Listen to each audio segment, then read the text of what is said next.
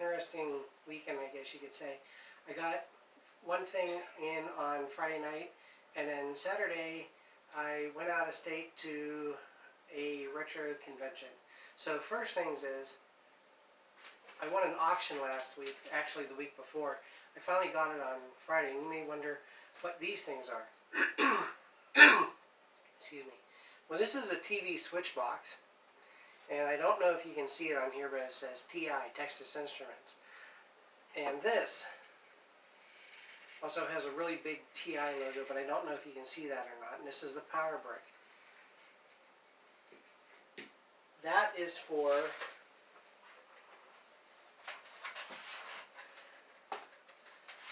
a Texas Instruments TI-99 4A that I got on an auction website. Whenever I was a young kid, well, about maybe somewhere between 13, 12, 14, 15, somewhere around there, our J.C. Penney had one of these on display. And I would go up there, and I can't remember the name of the game. Was it Casey Munchkins, something like that? They usually had in here, but every once in a while, I'd go there and I'd be able to program in BASIC just little things like I'd say hello world, stuff like that, or ask someone, hey, what's your name? And I'd type it in here and it would come up on the screen, hello so and so. And I really wanted one of these as a kid, but with the cost of them, there was no way I was going to get it. Now this needs some cleaning up and everything, and I haven't turned it on yet. One of the interesting things about this, the output supposedly is, what is it, composite video? I keep getting the two C's mixed up. I can't remember if it's composite or I can't even remember the other one right now. But what's interesting is the TV switch box actually has the channel select on here between channel 3 and channel 4. So I'm guessing that the electronics to do the RF modulation on it is in here. And from what I found online, I can actually make a cable to go from this to the modern TV and completely bypass this. And I'm going to try making one of those. I just need to find some of these kind of connectors. Also, let me see on, hello, you want to stay way over there. You also, or on Saturday, oh, and then I also got this manual with it for multiplication 1, which I don't have. But on Saturday, there was this thing called the CCAG, the Cleveland, was it Retro Computer and Gaming Convention, something like that. It was held at this place called the Soccer Sportsplex off of exit 152 of the Turnpike in Cleveland. And I went there last year, and the nice thing about it is not only do they have large vendors, they also have people just selling stuff. And last year there were some people just selling things, and this year there was a guy trying to get rid of his collection. And I got some stuff to show you from there. But I got this TI-99 4A, and I didn't get any cartridges or anything with it in the auction. At the convention, I got touch typing tutor and personal record keeping. I didn't find one of the basics or what was it, machine language or something that they also have out for it. But I did find these two. There were actually many cartridges for sale, but I got these two. I wasn't really looking for games for this so much. On the other hand, though, I do have an Atari 800, the original brown style, from a friend of mine at work, Pat. Well, he used to work there. He's not there anymore. But while he was working there, he was able to get hold of an Atari 800, and I bought it off of him. And again, I have no cartridges for it. So, at the show, one of the things I was looking for were Atari 800 cartridges, and I bought Kicks. This was for $5, Pac-Man for $6, and Basic Computing for $9. So hopefully I'll be able to do some videos in the future where I get that Atari 800 out and see if it works, and hopefully it will, and I can show you these games on it. I am not going to do it anytime soon because I'm still working on the basement, try to get everything, well, trying to get the structure parts built before I can do any of that, and that's what all my other videos are for. Basically, I don't know if you want to call it remodeling the basement because it's never been modeled in the first place. So I'm just trying to fix up the basement to make it a decent game room area, not just video games but board games, and just a place to sit and talk and have fun and be able to do that kind of stuff. And it's a ways from that, but I'm doing it all on my own. Okay, enough of that. I also got, for the PlayStation 2, Tekken Tag Tournament for $10. I heard this was a good game. I think the whole Tekken series was good for the PS2, but I haven't tried it out. None of these games I've actually tried out. For the Xbox, I got James Bond for $5 and Oddworld Munch's Odyssey for $10. And this will get me both of the Oddworld games, and this gives me 3 of the James Bond. For the Xbox, both of them have their manuals with them, and the discs actually look pretty good. And this was from a private seller that was just getting rid of some stuff. Then, and I can't remember, man, I'm sorry, I just can't remember. I think, no, this one. Tron Deadly Disc for the Intellivision. I got this for I got this for $3. Got this from $3, and it has the game, the manual, and the overlays, so that's cool. And I thought I had this for the Intellivision, but I didn't. So the things like the Intellivision and the Odyssey 2, whenever I get the games, I'm trying to not get just cartridges. I'm trying to get the whole box, so that whatever the collection is I have of these will look better than just the cartridges. And then I got Utopia from another vendor for $5. And again, it also has a flap that I need to somehow open. There. It has the cartridge, it has the manual, and a catalog, a games catalog from Intellivision, and it also has the overlays. I put them back in the manual. So I thought that was really cool. I got those 2 games. And then, let me see, for cartridges, again, for $3, I got Activision Oink for the 2600. I'm going to try to get as many of the Activision games as possible.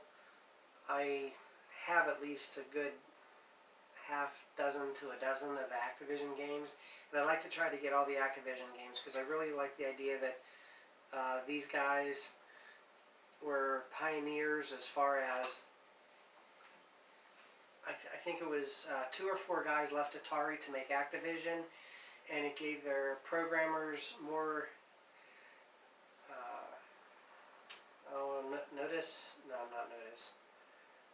notified, no, what's the word I want?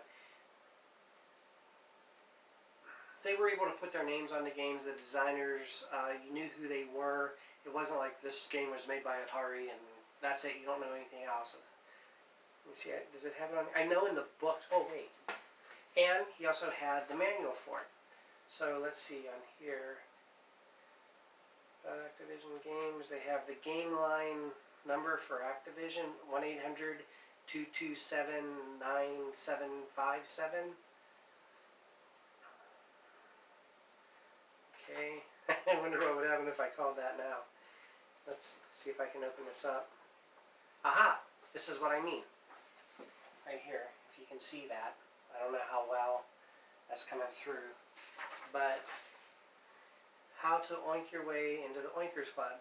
Tips from Mike Lorenz, designer of Oink. So see, you got his picture here, his name, and little tips on how to play the game. And Atari wasn't doing anything like this at the time. There wasn't any recognition for the designers or programmers, and that was one of the reasons why those guys left Atari and formed Activision, was to be able to do that. So kudos to them, and I'm kind of bummed that they sold out here recently. That reign, I guess, is over, or that history is over, but it at least lasted a while, and that's one of the reasons why I really like Activision games. Okay, for the Atari 5200, I got Joust. There was a lot of games for the 5200 also, which I was kind of surprised off. But I got Joust. I think this was $3 also. And then there's a little story behind this. My brother, a couple years ago, probably about 4 or 5 now, I lose track of time. He and my sister-in-law, his wife, came up to visit, and he goes, "Hey Joe, I got something to give you." And we went out to his car, and he opened up the back, and there were all these boxes. And I thought, oh wow, what's he bringing over here? And here, I guess he cleaned out and got rid of all his old video gaming stuff. He gave me his ColecoVision and ColecoVision Atom, which, I don't know if I've said this before, but whenever I was younger, I had a Light Sixer 2600 brand new, I had a ColecoVision Atom brand new, and I had a 5200 brand new. And all the games that I did have, I had all the original boxes. I had the Atari Game Center, whatever it was, from the Atari Age magazine at the time. I had all the issues of Atari Age, all the Atari, I think they were called Atari Age also, all the comic books, all that kind of stuff. And we had a house fire, and I lost all of it. I had a Tron joystick controller for the 2600, and everything was gone, basically. So when he brought all of this stuff up, it really made me happy to see all this stuff, and knowing that it was his. At least it was still in the family. I mean, I don't have any of my original stuff, but I have his stuff, which also reminds me of him here now. And I was going somewhere with that. Oh, he gave me his original NES, and I have that downstairs, and I even have a cover over it that I got from somewhere else. Actually, another friend of mine at work, he had some off stuff, and one of them was an NES cover, and I put that over it. So my brother's NES is downstairs in our playroom, and he gave me a few NES games and 2 boxes that didn't have any games with them. One of them was Gauntlet 2, and the other one was Demon Sword, which I got here. And the vendor who was selling these, the box that they were in were buy one, get one. So this was $10 by itself if I just wanted it, but then I thought, well, if I get something else that's worth $10, then I'm basically getting both of them for $5. So I got the Demon Sword, and I also picked up the The Legend of Kage. I think that's it, Kage, which he had this one marked for $10 also, so I got them for $5 each. Yay. But I'm still looking for Gauntlet 2. Somebody said that that's a 10-gen game, and I'm going to have to look that up. I didn't do any research before I went, and I just have that I have the box for Gauntlet 2 and I need the game. So I'll have to look, but I didn't see anyone that had Gauntlet 2, at least as far as a 10-gen game, because whenever they said that, it made it a lot easier. I went the whole way back through everything, every vendor, and whenever I was looking at their NES games, I made sure I looked through all the black cases for the 10-gen ones, but I didn't see Gauntlet 2. So those are my pickups for NES. And I don't usually pick up NES games. I missed that whole era. I went to the Air Force and was stationed in North Dakota at the time. I didn't have a TV, really didn't have a lot of room for things. And after the video game crash, actually after the video game crash is whenever I bought my Atari 5200.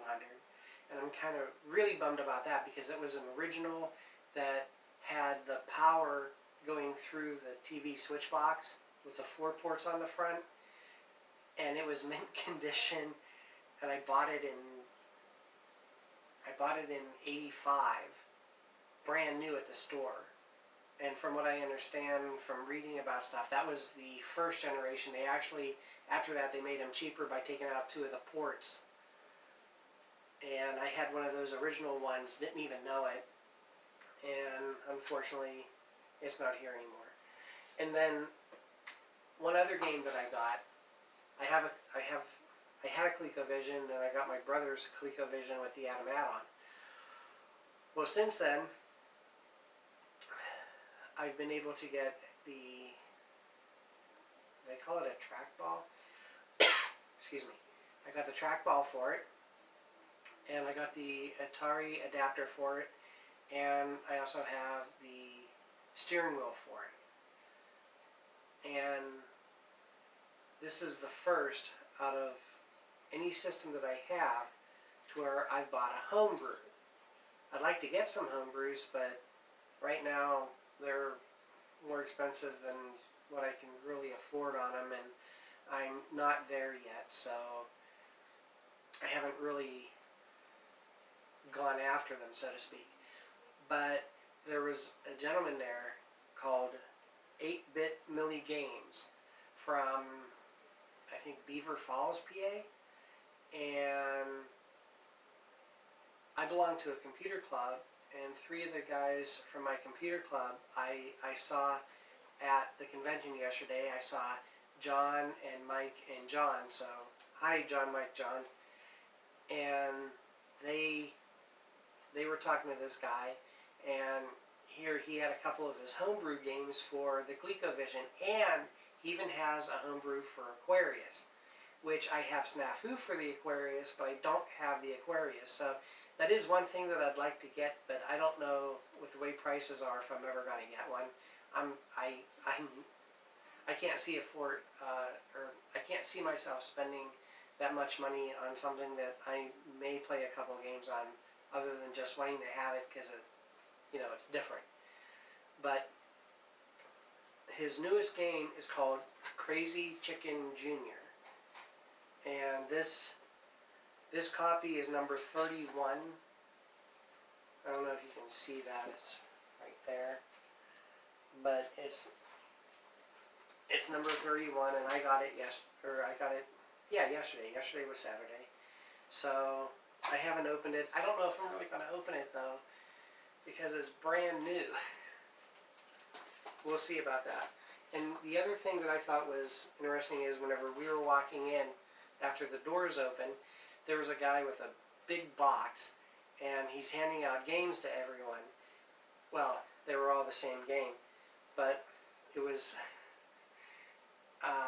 Sneaking, or was there Big Bumper or something like that also made for the Xbox? But these have plastic on them. I don't know. This part's open right here. I don't know if that just happened whenever he was handing them out or not, or whenever it was in my bag, but if this is how it originally was, I got a sealed copy of this, which is kind of neat. Not that, I don't think I've ever played the other, I do have an open copy, I don't think I've ever played that for the Xbox, but it was nice to get a sealed copy of something. So if you ever get a chance, if you look up CCAG Cleveland, I can't remember again. I wish I would have had some notes here about it. But if you look that up, find out whenever the show is next year. I'd say it's a decent place to go. The vendors had changed from last year to this year. Not everyone was the same, but that's good because then you get a rotation of games and things. So that was really neat. I went last year, went this year. I'm going to try to go again next year. And in this fall, I think at the beginning of October, is the Pittsburgh Retro Gaming Convention. And in Monroeville at the Monroeville Convention Center. And I'm definitely going to try to hit it this year.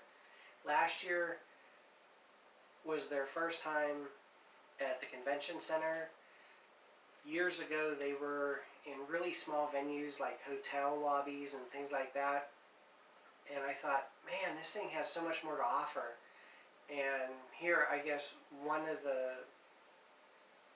co-founders of it or so, he wanted to keep it small. I'm not really sure the reasoning for that, but the other people wanted to grow it, and they finally somehow were able to maneuver whatever to make it grow. And last year it was at the Monroeville Convention Center, and it was in about half the convention center.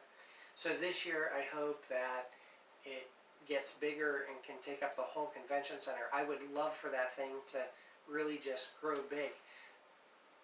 A couple years ago, many years ago, 2015 or 16 or something like that, we started to get this convention at the David L. Lawrence Convention Center in Pittsburgh called the Replay FX.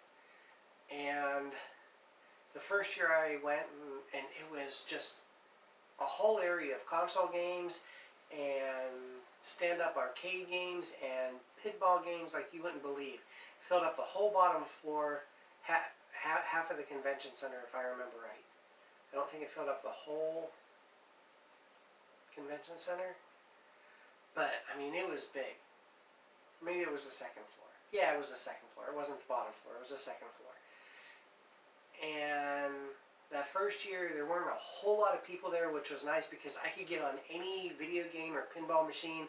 Only had to maybe wait one person if that, but there were enough of them open I was able to go anywhere.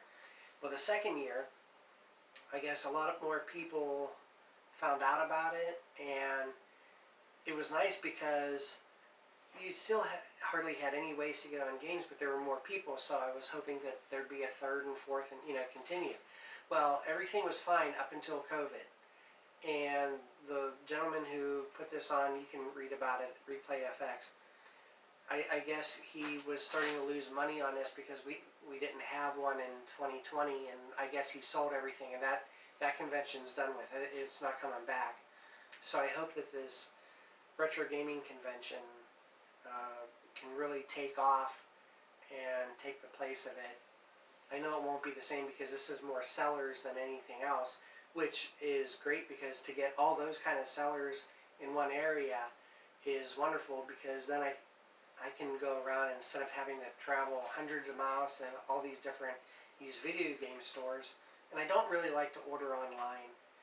I did win the TI-99 4A on an auction, but I don't do that too often, especially with the shipping the way it is. Usually it costs way too much for me to do that. I have to make sure it stays within a certain budget, and I usually lose most auctions. I was surprised that I actually won the TI-99 4A.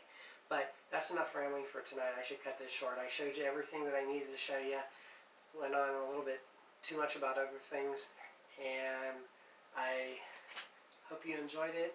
And remember, in this world of chaos, please just try to treat other people the way you want to be treated, and maybe that'll show some light into their life. All right, have a good night.